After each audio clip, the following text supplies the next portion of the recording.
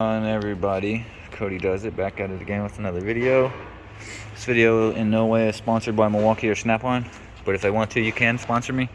So I was getting a cylinder 1 misfire while we were driving this. It was only on cylinder 1, just making sure it wasn't fuel. So I went ahead and pulled the plug out. You can see it's got quite a bit of carbon on it. And then as I pulled the plug out of my socket, I noticed it was cracked.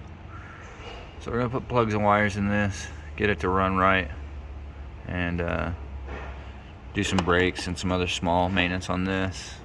It's a SS 1662. It's a pretty nice car, pretty fun. So we'll get all that stuff put in there and hope it don't have any other problems. As always, guys, like, comment, subscribe. See you on the next video. Hopefully I'll make more money.